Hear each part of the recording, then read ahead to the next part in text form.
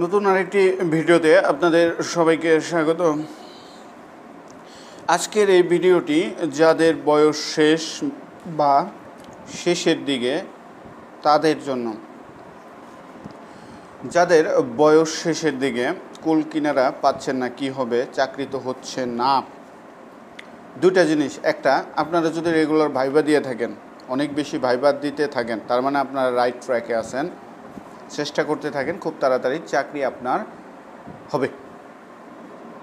আর একটা দল আছে কি, ভাইবার জন্য যথেষ্ট পরিমাণ ডাক পাচ্ছে না, প্রিলিমিনারি ফেল করছে, রিটেন ফেল করছে।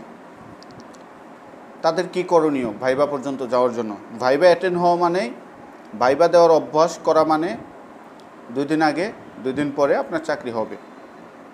যারা ভাইবা পর্যন্ত যেতে পারছে না বয়স শেষের দিকে, তাদের জন্য করণীয় 46টা বিসিএস ঝাঁঝরা করে ফেলবেন। খুব ভালো করে পড়াশোনা করবেন। 46টা বিসিএস যে কোনো অধিদপ্তর মন্ত্রণালয়ের চাকরির জন্য। ইংলিশ এবং ম্যাথ আপনারা অনেক দিন যাবৎ পড়তেছেন, রেগুলারিটি মেনটেন করে ইংলিশ এবং ম্যাথ পড়তে থাকবেন। যত ভালোই পারেন, রিভিশন বন্ধ করা যাবে না। ইংলিশ এবং ম্যাথে যার বেসিক ভালো, তার চাকরি 2 দিন আগে 2 দিন পরে হবেই হবে। চলমান পরীক্ষাগুলো একবার করে ঝালাই করবেন। যে কোনো মন্ত্রণালয়, অধিদপ্তর, যে কোনো পরীক্ষা, এমনকি ব্যাংকিং, প্রাইভেট ব্যাংক, ফেসবুক, অনলাইনে চলে আসে, সেই পরীক্ষাগুলো প্র্যাকটিস করবেন। দেখবেন প্রতি শুক্রবার আর কয়টা কোশ্চেন হয়, 3টা 4টা 5টা পরীক্ষা হয়, 5টা কোশ্চেন সর্বোচ্চ। একবার করে একটু দেখে গেলেন। সংশ্লিষ্ট দপ্তর, মন্ত্রণালয়, যে কোনো ব্যাংক, বিগত ইয়ারগুলো দেখবেন। বিগত 3টা থেকে 5টা ইয়ার দেখলে আপনারা একটা ধারণা পাবেন যে এই পরীক্ষাটা কিসের উপর আসতে পারে, কোন বিষয়গুলোর উপর ফোকাস বেশি দিতে পারে।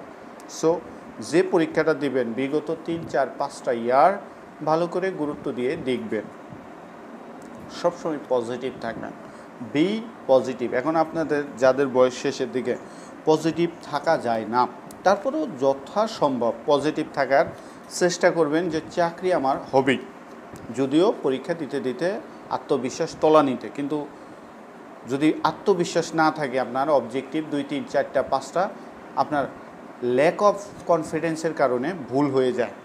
আর আত্মবিশ্বাস, কনফিডেন্স লেভেল এনাফ থাকলে পরে দেখা যায় যে অনেক ভুলগুলা, অনেক না পারা জিনিস হয়ে যায়। সো লাস্টে হলো আত্মবিশ্বাসটা যাতে বাড়ে, তার জন্য রেগুলারিটি মেনটেন করবেন পড়াশোনার ক্ষেত্রে।